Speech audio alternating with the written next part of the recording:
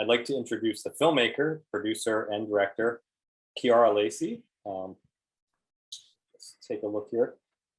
She produced Out of State. Ciara has spoken around the country at schools on Native storytelling, women in film, and how to use media to empower communities. And then we also have Bessel joining us, who I'm sure you're familiar with. He's a best-selling author, co-founder of the Trauma Research Foundation, which is hosting the show for us, and just all-around great guy. So, and what you didn't know about me, you are wearing the Hawaiian shirt, but I lived in Hawaii for a long time, so so we're all Hawaiian tonight. Good. Yeah, this was not planned, so. Go ahead, Ciara, and tell us a little bit about yourself too, because I only got the short bio, but I'd love to learn more. Yeah, and how this movie came into being. Yeah. Yeah, so great. So aloha pumehanaka ko. My name is Ciara Lacy. I am a film director and producer in the documentary space. I am multi-ethnic, so my father is French-Irish and my mother is half Hawaiian, half Chinese. So she's indigenous Hawaiian. I speak my language. I dance my dances. I grew up sewing lei for the tourists, and my mother, as a Native Hawaiian, was a pretty strong advocate for Hawaiian rights. So, by day she was a housewife, and by night she was championing Hawaiian causes in the community. And that sense of activation is something I grew up with, really close to my core, and something that I've always held close to my heart. And when I went to college, it was present in my mind. I ended up studying psychology in undergrad at Yale University. And while I was studying psychology, I also concurrently had an obsession with music videos. And so I kind of think the documentary space came together because, for me, as a creative, because it spoke to two halves of my interests. It spoke to my love of visual art form, and it also spoke to my love of my people and the need to champion indigenous rights in our own homeland. And the film that you saw today is an interesting byproduct of like the transition of my life. I had been living in New York and LA, somewhat itinerant, working in film and TV as a mercenary, work for hire, with a variety of credits, both in television and film, and really not having like any sort of like creative foundation that I felt like was exciting for me, and always knew that my home at Hawaii would be sort of my compass and the place that I would look to go back to. And sometimes life makes decisions for us. I got really ill and had to move home for my recovery. And while I was in recovery, I had a very close auntie, my Auntie Claire, who was also a physical therapist who was helping me in my recovery. And she would toss out all these crazy ideas and do a film about King Kamehameha, do a film about this. And at the time in my life, doing any film, let alone one that was like self-generated as opposed to work for hire, sounded insane. Like the idea of going back to work was difficult. And she tossed out this idea of our Kanaka Maoli, our Native Hawaiian men, dancing hula in a prison in Arizona. And as a fellow Hawaiian, the idea of being out of our home, experiencing our cultural practice behind bars in a space that was quite the opposite of what Hawaii is, the desert, right? None of that visual made sense to me. The iconography was something it just smacked of so many things that made no sense. And I found one video online created by local Arizona news, and it put me to tears.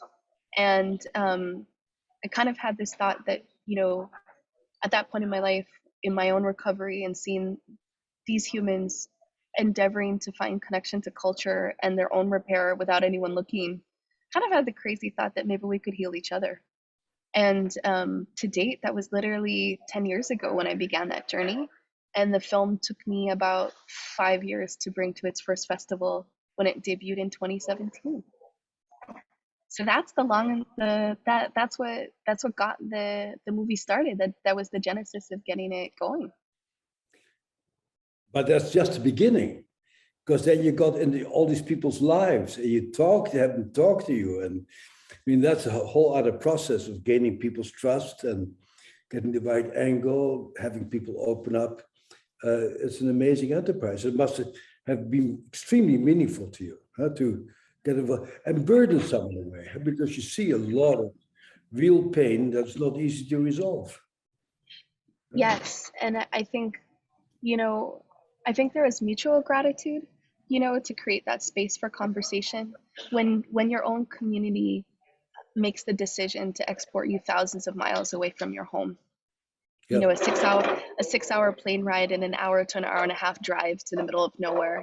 This is like, you could label it political exile. You could label it colonization, the byproducts of longstanding colonization. There's so many things that we could describe this as. And for me, it was just a lack of humanity.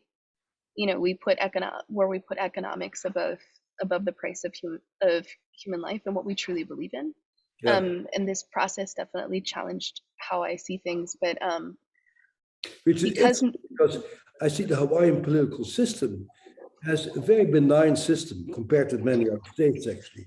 And I'm a little bit surprised that Hawaii, which I really, I've known a lot of people in government in Hawaii over the times. I found them to be very thoughtful people. And I go like, why the hell did you send Hawaiian kids to Arizona? Like, what's with you? I thought capitalism. Away. And I used to work in the state hospital there, Yeah. Why exile people, Can I ask a question sort of in the same sphere here? And maybe sure. Time to do you think some of the subjects of the film sort of gravitated towards, these aspects of like healing because they were so far away from home and they felt disconnected from their culture? Yes. Or did they already have that sort of in them to begin with? I think that's a really great question. And I think the idea of homesickness, right, that estrangement of what's familiar polarizes you in the direction of grabbing on tighter, right? Everyone's grabbing on more tightly to what's comforting and what's known. And so I think that was one positive outcome, just this like real deep and like fervent desire to reconnect with culture. And I would say like that was part of the reason why they were so open to our team coming up, because nobody else was looking. Because family couldn't afford to come up, because the community wasn't there. And so to have anyone show up and make the effort, was meaningful for them. And it was meaningful for us as well. And so very important point you make. This happens to prisoners all the time. So they're sequestered away and their own families cannot be in touch with them, which is terrible for their kids and terrible for the inmates. And you see this around the country, but nowhere more clear than Hawaii. Can I give a little introduction about my involvement here? Most people don't know this, but I spent a lot of time in Hawaii. I did part of my growing up there. And I arrived in Hawaii in 1962, when it was still a Republican colony, basically. And my first exposure in Hawaii, coming from Europe, was elections, where the local people, mainly Japanese, some people, Hiram Fong, but mainly Danny Noe and Patsy Mink, took over the government. And for me as a young boy, it was an amazing experience to see people emerge. And it never ceased to leave my preoccupation. And so part of me, Hawaiians don't know it, but I consider myself part Kanaka. And so actually tomorrow I'm taking the train to see my best friends who I met on August 10th, 1962 in Hawaii. And so we have that connection still. And I also saw what you are seeing here. So the Hawaiian culture, and at that time also the Asians, were discriminated against, irrelevant. And because of the Second World War, which made the Japanese and Chinese soldiers, they got some power and some agency because they had joined the service and had a sense of pride. So they took over the government, but the Hawaiians were left out. And as I was there, I went to the University of Hawaii, which you went to Yale, but I went to the field school there. So my husband went to UH too. So. And I never learned to speak Pidgin, but close enough.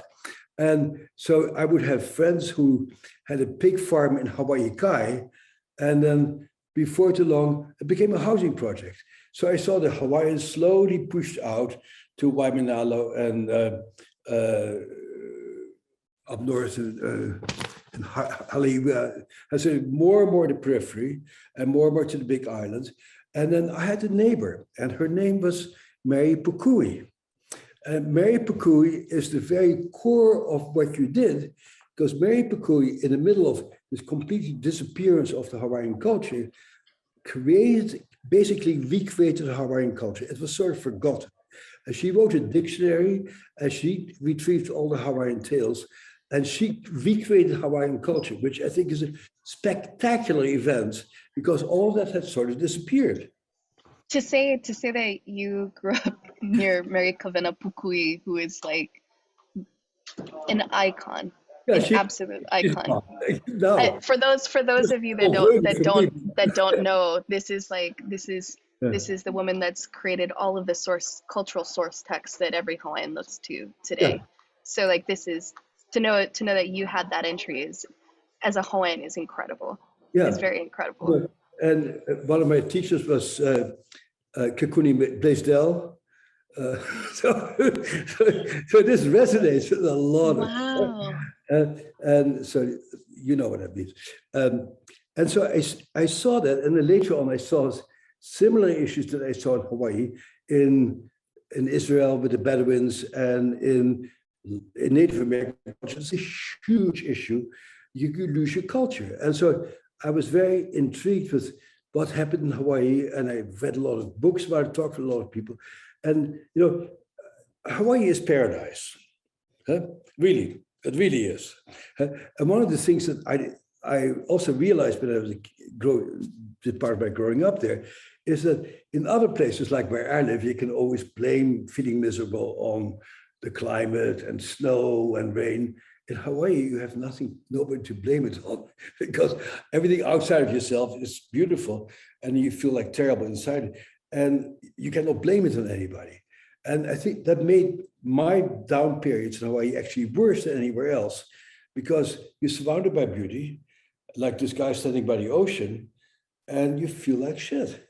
You know, that was actually something that in the filmmaking process that we were very aware of, you know, making sure that the environment that we live in wasn't a distraction from the core critical issues that our people were struggling through. And so, you know, how does that viewer in Idaho, you know, track in terms of sympathy if you see somebody standing next to the ocean with a palm tree? Exactly. Right. And so that was definitely something throughout the process of filming that we were really, I was constantly thinking about. And so if the colors were too pretty, if the space was too pretty, you know, those are realities of our home, right? But we can also coexist. Things can coexist. It can be a beautiful place, but also a very difficult place to live. Oh yeah, and so, the disparity between internal misery and beauty outside doesn't make you feel any better. You know?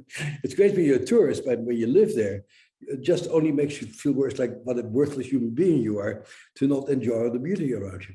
And then, so I looked at all that, and, you know, but it's also interesting to me. So I went to Hawaii right after high school. I need this distance, but I was raised in an academic family. And today I'm exactly the sort of person who I was supposed to be as a little kid. And it's amazing how that early imprint gives you a sense of identity. And then you think about what happened to the Hawaiian people and Native American people and other indigenous populations, is that they are raised from a different culture. And so the Hawaiian culture was very warlike, very cruel, actually. But these guys were warriors, as you saw in the prison. They were powerful warriors. And then these white people come with their little guns, skinny little guys who have no power. And they go poof, and they shoot you. And you lose all your sense of value. And what they saw in this movie very much is that men need to have value. And how does man get to have value? By being able to provide for his family and being a good man. And all the idols, all the people you looked up to, sort of disappeared. And you see all this testosterone that's supposed to go into building up things and creating things and building houses, if your culture no longer matches what's around you, you cannot use all that energy, and you use it for destructive purpose. And I see this in indigenous populations all over, because the thing that shapes little boys, I have some grandsons, they're still wild creatures, but they're going to get shaped by us, because if you work hard, if you write a paper, you're a good person. If you do the thing, you'll do it. And that's your example. But if your cultural examples disappear, where do you belong? Where do you get your sense of power? And that's very much what happens when these indigenous cultures fall down.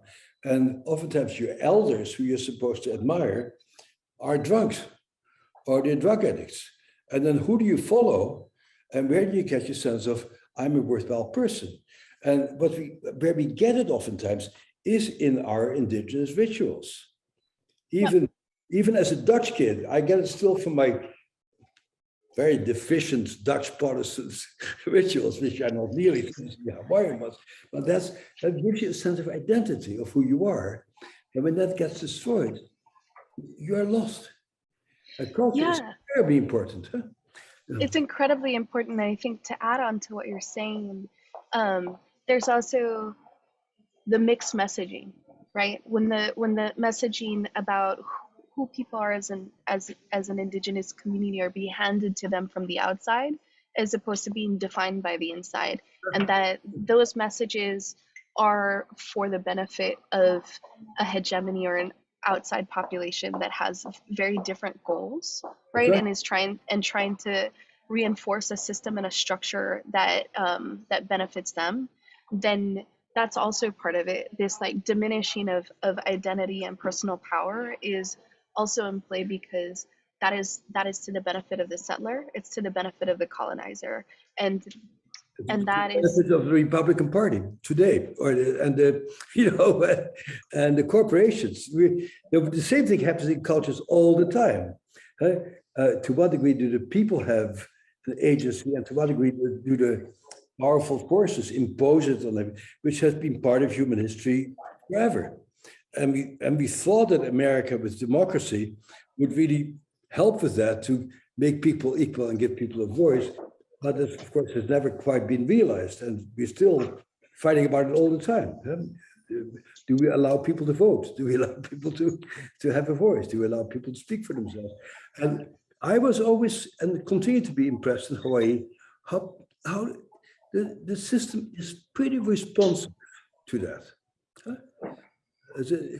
I agree, and I think part of, as I think also Hawaii tends to think on a more communal level. Like when you live on an island, you're not going to run away. You're going to bump into somebody again at the grocery store. So how we treat each other, how we interact, there's a certain decorum and a certain understanding that we have to get along, and it's a very different ethos. You can't just run away. Checking out the supermarket in a small town in Hawaii is a different experience. Yes, because you're joking, saying it's very true. In Hawaii, Yeah, and I think like that I think that's why the choice to export our people out of state to these prisons, and again, we're talking about exportation of adults incarcerated outside of the state that they've been sentenced in. This is the most extreme example of it. You can't take a bus. You have to buy that airfare, and the airfare is incredibly expensive. So what are we doing to populations of color? What are we doing to populations who are on the lower socioeconomic end, and why do they exist there? This is just adding on, piling to an already sensitive space. And it is shocking and unfortunate that the choice was made, putting cost above like what could actually be restorative, right? And some of this also begs, like, what are the goals of incarceration? What is the point of it, and what do we as a community, as a society, want to do, right? What's the point? What happens when the person gets out and they've served their sentence? Do we actually believe they should be offered the opportunity to start over again? They're supposed to be correctional systems. very, the word, it's very true. Whether or not the word correctional means the same thing anymore. Yeah. So programs like this Hawaiian Warrior program, I bet the prison system didn't pay for that. Somebody probably volunteered. You're absolutely right. Nobody paid for it. It was a program organically developed by the men at the prison. So it's run by, you know, one of the fellow inmates, and participated by the other adults incarcerated. And the reason why they are given this opportunity to practice their culture, learn their language, is because it's under an amendment right. It's the right to religious freedom. And the prison setting is so much about limiting freedom. And this is one of the few things that, you know, you are still entitled to hold on to in the prison setting. So, but yeah, nobody else was paying for it. Yeah, and I see this everywhere. I hang out, TRF actually hangs out with people, big yoga programs around the world in prisons. It's always volunteered, always comes from, you bring it there, but the prison system itself treats you like an alien. I've dealt with Vipassana meditation programs in prison. Beautiful programs. It's always like, what are you doing with our prisoners? I work with people who do Shakespeare in jails. Beautiful programs. But it's always like, oh, aren't we lucky we got to be in the jail? Rather like, they welcomed us in and asked us to help these guys to get their lives together. This is not about putting people on the road to recovery at all. And then psychiatry doesn't help either, because we label these people. We say, oh, they have PTSD, let's give them an evidence-based treatment on how to behave themselves. And it's totally decontextualized of the whole social and identification issues and identity issues that are really at the core of all this misery. Is there any data like supporting like the benefit this brings to the prison? Like not necessarily this program, but you're talking about Shakespeare, you're talking about you know, the prison yoga project. Is there any data supporting like how beneficial this is to? That you are clearly not a researcher, because if you're a researcher, you think, where do we get the money to do a research project? And I have done a lot of research and edgy research. It is very hard to get research money if you do anything other than CBT or drugs. Is there any, just like, does any administrative person be like, oh, you know, like the behavior has increased? This is like, just like, you know, non-analytical. Anecdotes. Well, yeah. Well, what's interesting is how do we maintain a structure and a system is if the data doesn't exist, you don't have to change anything. Right. So part of what I found, particularly for our community, is when we hit points of pressure, sensitive points, there's a dearth of information. And so I'm grateful to you for bringing up this idea of data, because until we have the numbers, right, for certain things, it's very difficult to hold a compelling argument. Cash conversations are easy to throw out because people understand money. But in terms of other data and like statistics existing to be able to provide an argument to the contrary, we don't have that. And a lot of times there is the lumping of Asian Pacific Islander, so that it's such a large grouping, particularly for Hawaii, which is predominantly Asian and Pacific Islander. How do you suss out the like what is actually happening to the indigenous population if they're being grouped together too? So the data question is incredibly important and powerful. But I will say, oh, go ahead. Are you making any headway at the University of Hawaii? Because this research could only be done at the University of Hawaii. You know, somebody Yale, Harvard, it wouldn't resonate with them. But that's a really great question. And actually, one of the outcomes that I'm grateful to this film is that students at this is very small, but you have no idea how many conversations I've had with students at the law school that will reach out to me, like clubs at the university. There's actually an initiative that we were trying to fundraise for a very large scale grant to do like some sort of programmatic, including like research work. And so I am seeing like as we know, when it comes to research and shifting the dial, the solutions and the change doesn't happen in a year. We're talking 5 to 15, 20 years, right? In the hopes that we see better. And I will say, within the 5 years of the film being released, one outcome that I'm excited to share with everybody is that we had a House bill passed this past April, and this House bill gave the paroling authority the opportunity to consider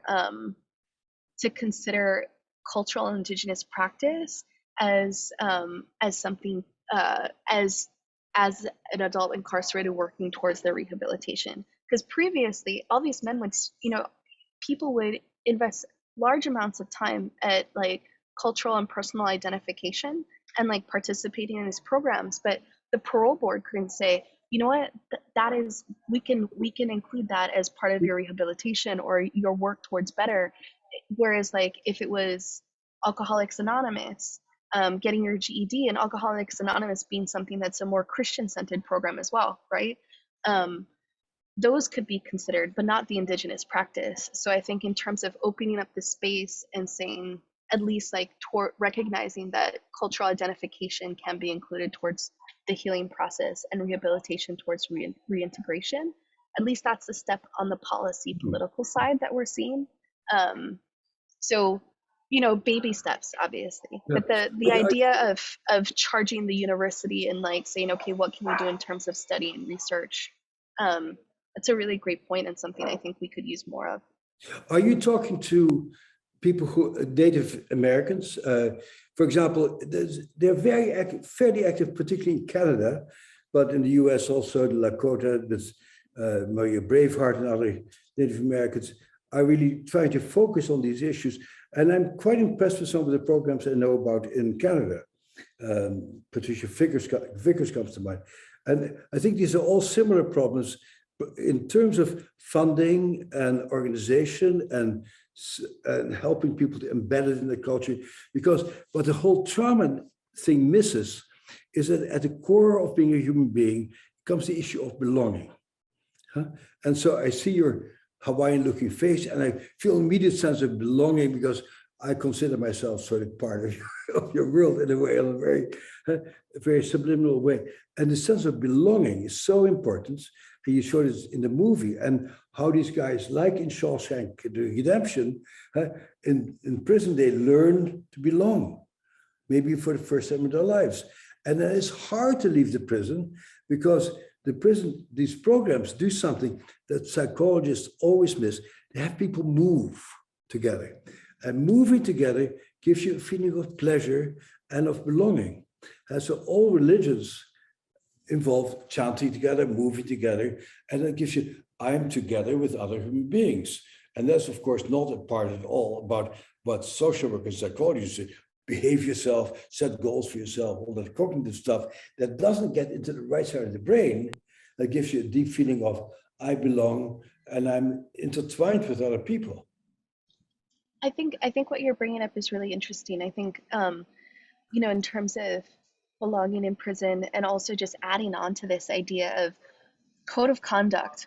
How do you operate? What's your everyday code of conduct and ethic in a prison? Everyone knows what you're doing. And so a lot of the things that people get by, like not returning calls or ghosting things or being looser with communication, that doesn't fly in prison. And so the code of conduct and the ethic with which one can be successful in a prison setting is not necessarily how we operate by in everyday life. So that's sort of like that communal experience also is very different in the prison setting in terms of what gets you successful versus on the outside. And so how do we help people transition in a healthy pro-social way, right? To understand that what got you by in one space and setting isn't necessarily like the way that you'll be able to be successful on the outside. And also recognizing a lot of the behaviors and experiences that get you into the prison setting are what make reintegration so difficult. Are you able to call your daughter or your family again? And so that creation of a sense of belonging and community is really difficult. How do we give people the opportunity to hit the reset button, and also acknowledge and find healing when they return home? Yeah. By the And way, it's super hard to do if you're thousands of miles away from all the people you need to find like a. so there's the whole issue of state-dependent learning. Huh? What you learn in jail, like a good example is that soldiers who got addicted to heroin in Vietnam would come home and they would stop their addiction because there's nothing in North Dakota that reminded them of palm trees and rice fields and all the smells of the tropics. So the stimulus to take these drugs disappeared. And so things that you learn in one sensory environment doesn't necessarily carry over to a different environment. Maybe those things. And actually, Yeah. those contextual like triggers that like place-based sort of built behaviors, that's also something that we witness anecdotally, like being an issue for a lot of the adults as they were transitioning out of the prison setting. Some would make the request to be released in Arizona with the idea that if they started over somewhere, brand new context, right, they could start that fresh reset. Mm-hmm. And like, how do you give yourself the opportunity to restart in the same space that you like made a lot of really bad decisions, whether, you know, and I'm not taking culpability and pushing it solely on the individual. No, you have a bad rep. It's systems, structures, it's a combination of things that get people into that spot. But also just recognizing for a lot of people trying to make that individual decision, what's going to be the best thing for me when I get out. A lot of the men, the state was required to return them back to Hawaii. That's a requirement. But a lot of them would make the decision. I would hear, oh, I moved to Las Vegas right away, or I moved to Arizona right away, because there wasn't a system or a structure in place to help them restore in their home. Yeah. So what's the next best thing to do? Okay, if I don't think I can be safe here and be healthy here, I got to find a place that I can be. You know, maybe your next movie should be about Hawaiians in Las Vegas. It's an amazing phenomenon. Why the hell do Hawaiians go to Las Vegas? For me, these are exactly opposite places. You know, like it's so weird. That's actually my next film. It's called The Ninth Island. And it is a project I'm working in partnership with Kristen Marquez, who is a diasporic Native Hawaiian. And so the two of us in collaboration are working on that film together with this idea that, you know, the ability out of state is about a certain kind of exile. This next film will be about economic exile, which obviously is a product of other isms. But this is about an exploration of the inability for Hawaiians to afford to live in their ancestral homeland. So yes, actually, I'm glad to hear you're into this idea of the next movie. Yeah, I'm curious what you do with that, actually. I'd like to ask you a question that kind of circles back to something we were talking about earlier. Is there any advocacy for sending the people instead of to Arizona, but keeping them somewhere more local? Yes, and there are two sort. Two-parter. Hold on, real quick. Yeah. And why? You mentioned earlier that, you know, monetary reasons were the reason that they were sending them there, for-profit prisons. I would assume. Is there not facilities to hold these populations in Hawaii, or what is like? Is there? Can you speak to that at all? Yeah. I'm writing down your questions so I don't forget. But I will apologize if you need me to. Okay, if I miss everything that you're looking to explore, let me know. But I will say that Hawaii is everyone here can glean, is a lot like New York or San Francisco, where the price per square foot of the land is incredibly cost prohibitive. And so the idea of erecting another prison, who wants that in their neighborhood? Who wants another prison that, sure, if we are socially minded, is a value for our community to give people the opportunity to be to find healing and in our own home, but also, are you going to let your property value devalue because there's a new prison down the road from you? You're going to fight that, right? And so the idea of erecting a new prison has been a very complicated one. And so this idea of exporting prisoners out of state is not a new one. And California does it, right? New York does it upstate. So everyone does it. It's a very common practice, but again, that's a practice and a decision made solely by dollars and not by like and not by including the human factor of it as well.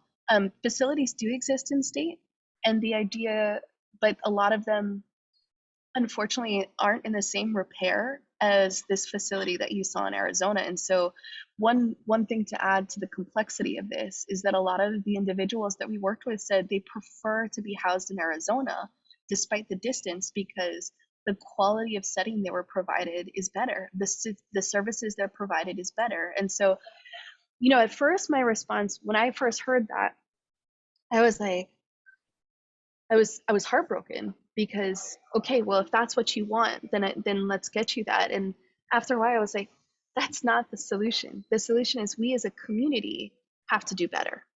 We can't say, oh well, the facility in Arizona is better, let's just send them there. That's not the way we should operate. We should say, if the facility is Arizona is better, how do we make our structure, our system, our facilities at home equal in quality to that, if not exceed the quality of that? How do we challenge ourselves to do better? And really, like, that really should be where we're at. And I think there are a lot of people talking about the reset on prison, right? How to rethink this process, this structure, so that we are returning citizens to the community in a way where we've restored them to be successful, as opposed to our 70% recidivism rate. 70%. Yeah. You know, I was told, how dare you, Ciara, do a film showing our community, these brown bodies in distress, and reinforcing this idea that people of color are cycling through the prison system. And I was like, until we actually engage in the change, I need somebody to have pathos behind this. I need somebody to give a shit, because we've had the numbers flatline in the wrong direction for way too long. Every 10 years there's another study done. Nothing has changed. And so until you actually care, right? Until you understand that, face to it. Yeah. Until you put a name to a face to the numbers, it doesn't matter. And this is an invisible population, and doubly so, not only because they're held at a prison, but because they're held at a prison so far from our home. Yeah, and in some ways, it's, you know, that's a universal issue. You know, people really don't like people who are violent. People really don't want to have people around who are mentally ill. And so all of us have an impulse to exile them as far as possible. And then some of us have an additional impulse of, let's do something about it. But there's very few places where that actually takes root.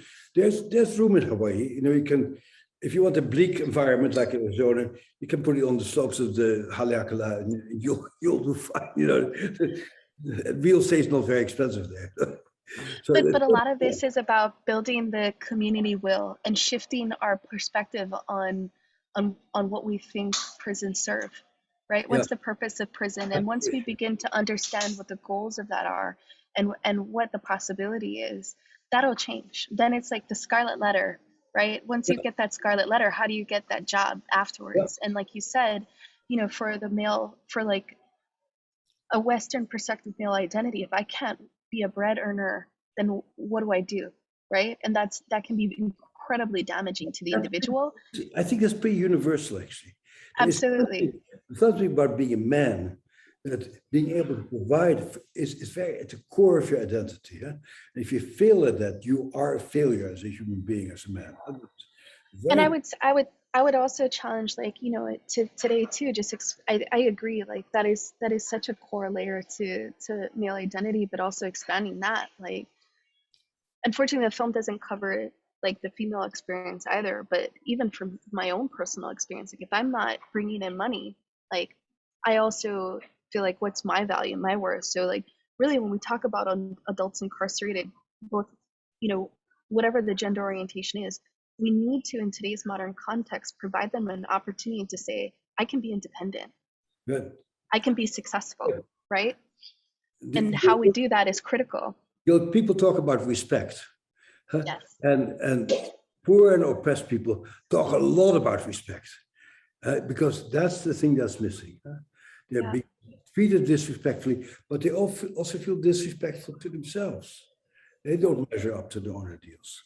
And how do you instill a sense of respect when you lock somebody up?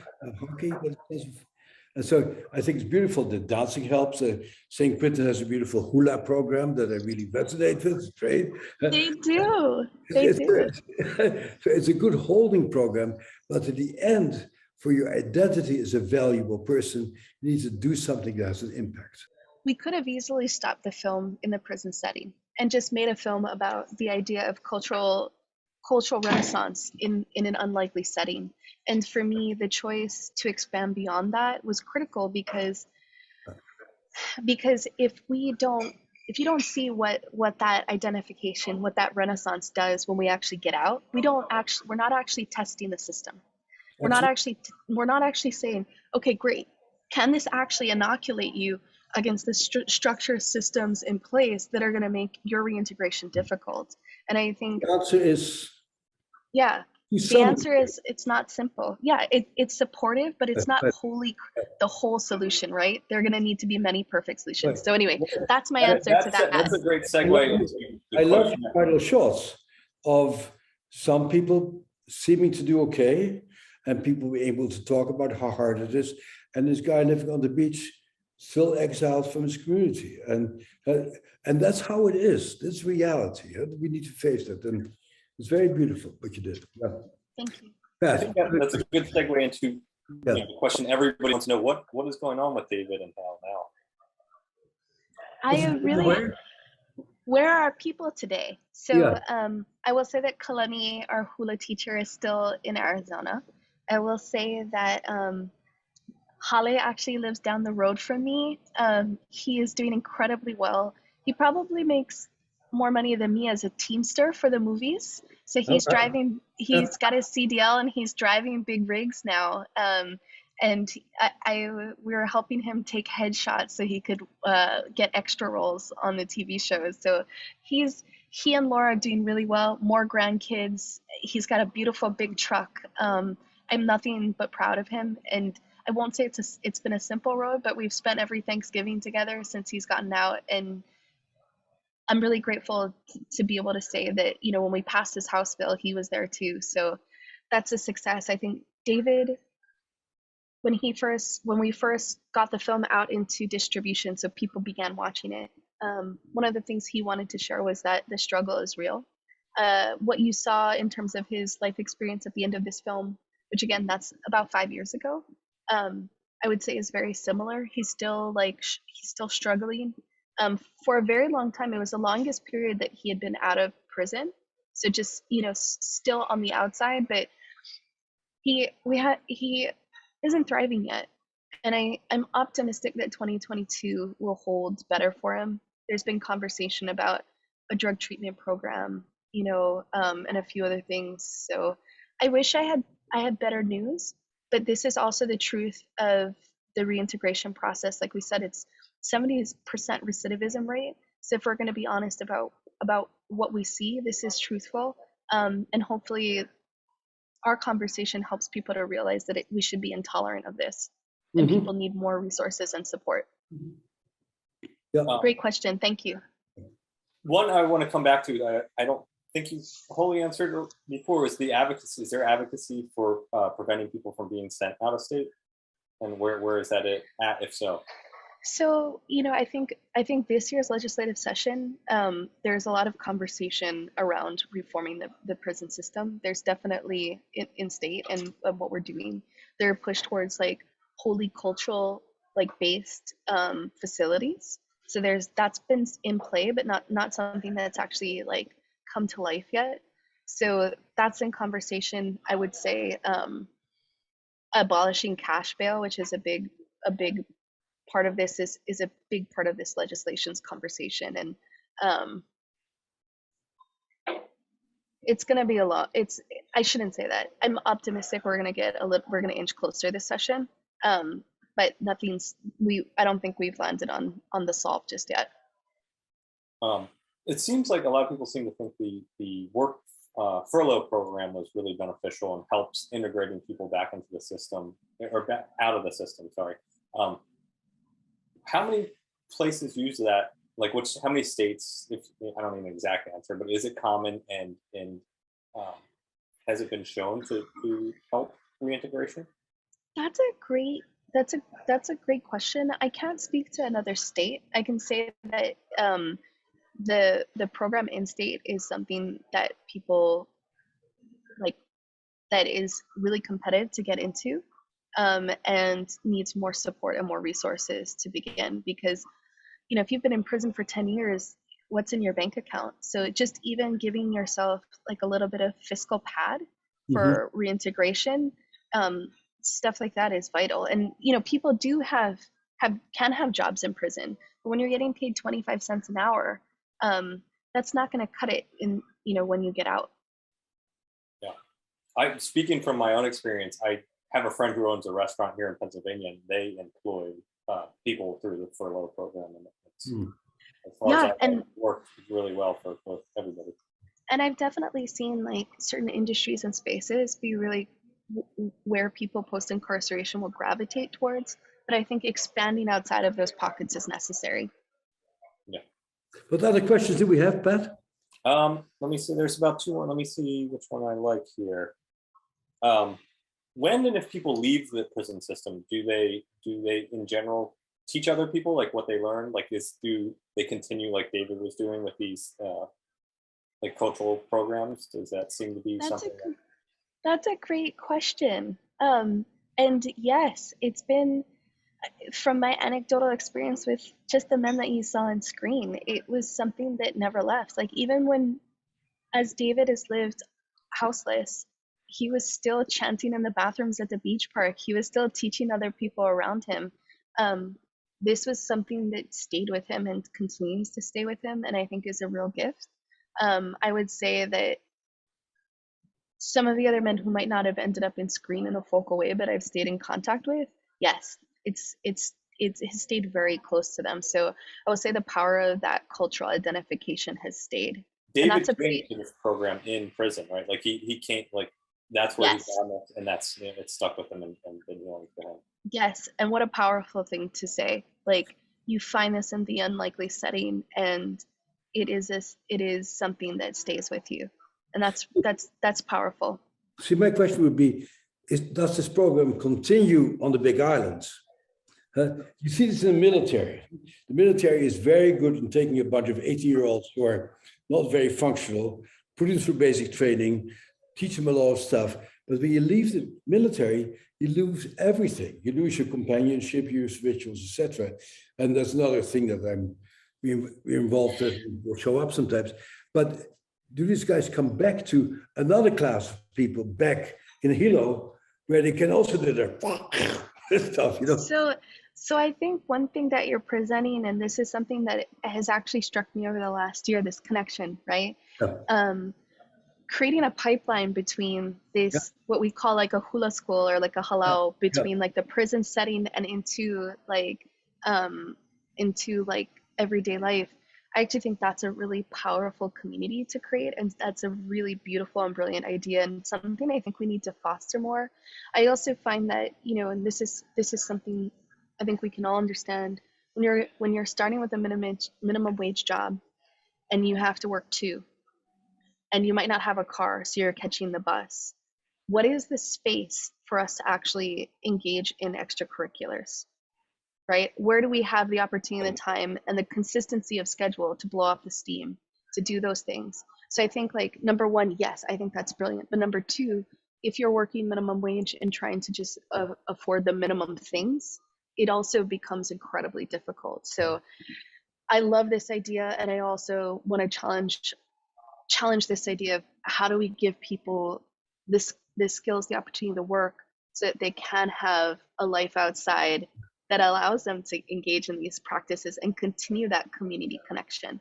Otherwise, you're just working all the time, and at some point, you're going to say, F this. Go take drugs, you go do stuff to relieve Yeah. it. But I think these are critical issues. Peer support. Basically, many of these guys learn to be care for other guys in prison. They actually see more love in prison than they have ever experienced before, paradoxically. And then they lose all of that when they come home. And I see this in the military also. When I started with veterans, it was all peer support. And I think, and now it gets professionalized. You need to pay a social worker to see you, who tells you what you're doing wrong.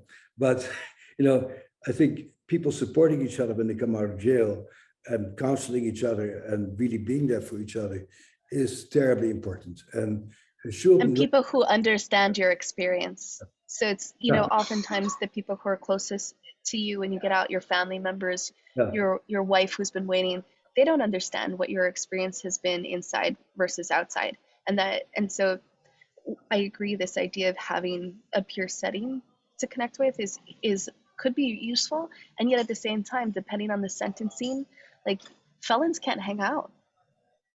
Is that right? Ooh. So if you're on parole, you can't you should not be hanging out with someone who might also have a felony. So there's, you know, these are complex conversations to be having. Imagine going to Yale and not being allowed to see your old classmate there. You know, these peer systems become the core of your social system, you know. Yeah. That's true for Yale, and it's going to true for jail. Yes. Yes, very true. We're out of time, but there is one more quick question, and maybe just give I'd be happy to. The Cliff Notes version of this one. Sure. Due to the time. Do you know just sort of the history of the program that you showcase in the film? Like who started it, how long it's been going on? So there had been a similar type. Yeah, great question. There had been a similar type program that had been started at an in-state prison called the Halava Correctional Center. So at Halava, there was a hula program, a cultural program that was managed that was provided opportunity by the facility itself. And some of the men that you see in the film you've just watched were products of that. Right. And when they went to Arizona, they brought that concept with them. And so they organically sort of built this program. And Ka'ina Haili and Uncle Kini Burke were the two men who were sort of, I think you might have seen in that town hall conversation, talking to the men about home. They were just two volunteers who would fly up on their own dime to come talk to the men at the prison and give them updates on home. So this is just really out of their own desire to contribute in that way. And so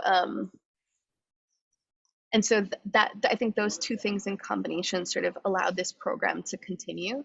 And then for the state, you know, having this organic program is a value. It shows that they're able to provide Native Hawaiians with the opportunity to practice their amendment rights for religion.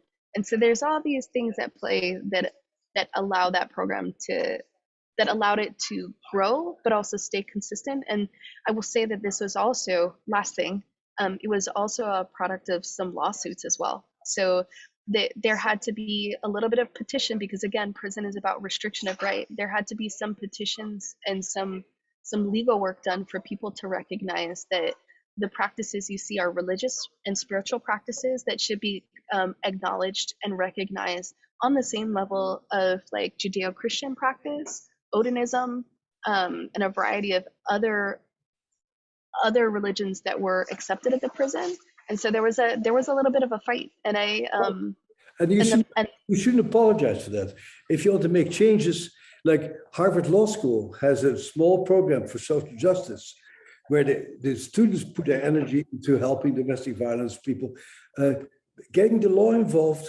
You know, I'm doing psychedelic research right now, and the people who allow that to happen sue the FDA. You sue the government to make these things happen. It's part of it is you need to fight and stand up for yourself. It's a part of the deal, actually. Yeah. So a testimony to the men and the value that they see their culture for. You know, they were successful with that petition, and that's what allows them to continue to practice today. And it's actually part of what allowed me to be able to capture the work that they're doing. When was that? When was the petition? Yeah. Oh man. I apologize. I can't even remember. But feel free to, if you'd like to follow up, feel free to shoot me an email. I'd be happy to see if I can dig some info up for you, for sure. Okay, thank you. All right. I wish we could close it. I could come sit with you on the lanai and the next chat. let us get one last view there. So yeah. Well, I'm across from Ala Moana Beach Park on Oahu, so like. Oh yeah, you know, I know that's. itself, but Sorry, there's some construction. If I was at home, you could see my papaya tree. But I had to hop over to my co-working space. I used to live on so. Atkinson Drive for a while. That's right where you were. Absolutely. So okay. All right. Thank you so much, Ciara. It was a pleasure. I really enjoyed the film. Thank you. And only on traditional on days of traditional ceremony do the men get Hawaiian food, and that's only brought up by people from home doing donations. Wow. So other Hawaiians at times will donate the food so that they can have that. And food's a really important part of comfort and also in terms of cultural connection, as we know. So thank you for that question, Bill. And thank you for the time. I'm so grateful to everyone for making their time on their Wednesday night and watching this film. And these conversations are vital for shifting the dial on so many things that our world needs to change. So I'm grateful for all of you for taking the time, and want to offer myself as feel free to reach out, kiaralacy@gmail.com. Thank you. Halo nui loa. Na'uka hau'oli. Mahalo ya uko. All right, everybody. Bye. Bye. Thank you.